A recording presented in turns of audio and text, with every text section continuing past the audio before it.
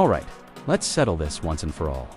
Have you ever been driving, maybe stuck in traffic, or just walking down the street, and you look down at the road and think, what is this stuff actually made of? And then the big one hits you. What's the real difference between tarmac and asphalt?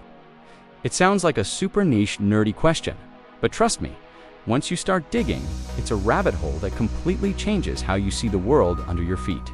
These two materials literally paved the way for modern society, and their story is way more fascinating than you'd expect. So, let's rewind the clock. When you hear the word tarmac, what do you picture? Probably an airport runway, right?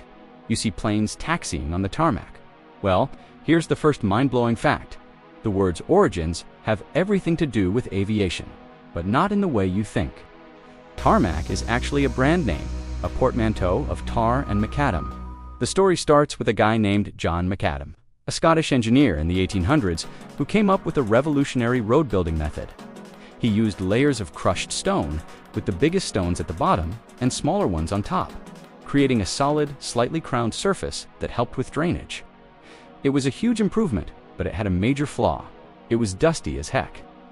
Every time a horse-drawn carriage or an early automobile went by, it kicked up a massive cloud of dust. Now, enter another key player, Edgar Purnell Hooley. In 1902, he was walking by a tar factory and noticed something interesting. A barrel of tar had accidentally spilled onto a patch of macadam road, and instead of a dusty mess, the surface was solid, smooth, and completely dust-free. A light bulb went off. He realized that mixing tar with the crushed stone would bind it all together, creating a much more durable and clean surface. He patented the process and called it tarmacadam, which we've all shortened to tarmac. It was an absolute game-changer. Suddenly, roads weren't just dusty, bumpy paths anymore. They were solid, reliable surfaces. But here's the thing about tar. It's a byproduct of processing coal. It's thick, it's sticky, and it's kinda gnarly to work with. It served its purpose, but as technology evolved, so did our road building materials. And that's where asphalt swoops in to steal the show. Asphalt, or more accurately, asphalt concrete, is the modern successor to tarmac. It's also a mix of aggregate that's just the fancy word for stones, sand and gravel butt. Instead of being held together by tar, it uses asphalt binder, also known as bitumen. And what is bitumen? It's a black, sticky liquid that's a residue from the petroleum refining process. Think of it this way, when crude oil is refined to make gasoline and other fuels, bitumen is one of the heavy, dense materials left over. So tarmac is stone mixed with tar from coal. Asphalt is stone mixed with bitumen from petroleum. That's the core chemical difference, and it has massive implications. The asphalt binder is a lot more refined and consistent than old-school tar. It's more flexible, which means it can handle the expansion and contraction from temperature changes without cracking as easily. It's also more durable and can withstand the constant pounding of heavy traffic, which is why it's the go-to material for pretty much every major highway and road you drive on today. Think of it like this. Tarmac is like the original recipe for chocolate chip cookies your grandma made. It's classic, it gets the job done, and it has a certain rustic charm. But asphalt is the gourmet bakery-level version. The recipe has been perfected over decades. The ingredients are higher quality, the texture is smoother, and it's engineered for peak performance. It's just better in almost every way for modern needs. Now for the big twist I mentioned earlier, that tarmac at the airport. Chances are, it's not actually tarmac, the name just stuck. It's a classic case of a brand name becoming a generic term, like calling all facial tissues Kleenex or all sodas Coke. Most modern airport runways, taxiways, and aprons are actually paved with asphalt or concrete. They need surfaces that can handle the immense weight and high-speed braking of a 400-ton jumbo jet, and asphalt's superior durability and heat resistance make it the perfect candidate. The old-school tarmac just wouldn't hold up. So next time you hear a pilot or a news reporter say the plane is on the tarmac, you can give a little smirk and know they're probably standing on high-tech asphalt concrete. So why does asphalt win out in the long run? It really comes down to performance. Asphalt is a thermoplastic material, which means it gets softer when heated and harder when cooled.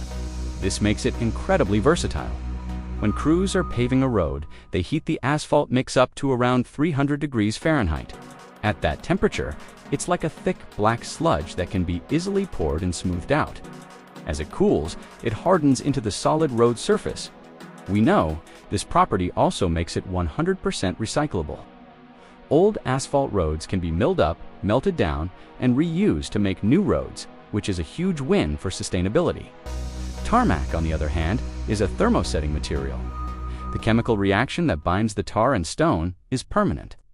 You can't just melt it down and reuse it in the same way.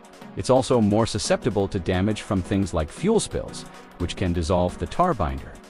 On a hot summer day, old tarmac roads could even get soft and sticky. Not exactly what you want when you're driving a multi-ton vehicle at 70 miles per hour. So, if asphalt is so great, does tarmac even exist anymore? Yes, but it's pretty rare. You might find it on some very low-traffic rural roads, private driveways, or historically preserved areas. Sometimes, a similar mix called tar and chip is used, where a layer of tar is sprayed down and then covered with stone chips. It provides a rough, high-grip texture. But for the vast majority of our infrastructure, asphalt is king. Here's a little experiment for you.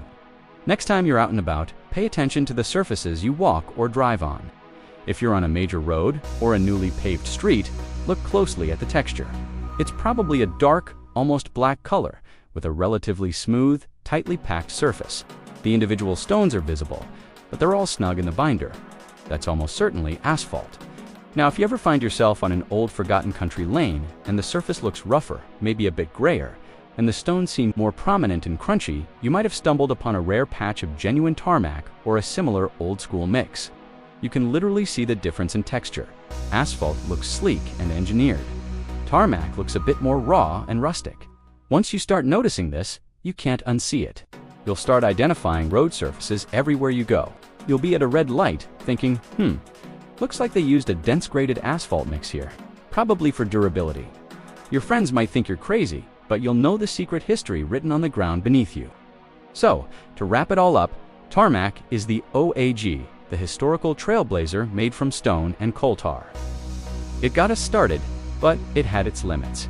Asphalt is the high-tech upgrade made from stone and a petroleum-based binder called bitumen.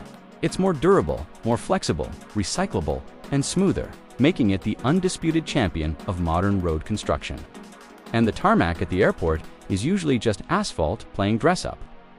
The next time you're cruising down the highway, take a moment to appreciate the science and engineering that went into that perfectly smooth ride.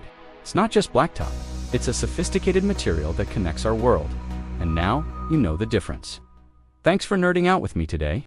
If you enjoyed this deep dive, make sure to hit that like button and subscribe for more answers to the questions you never knew you had. See you in the next one.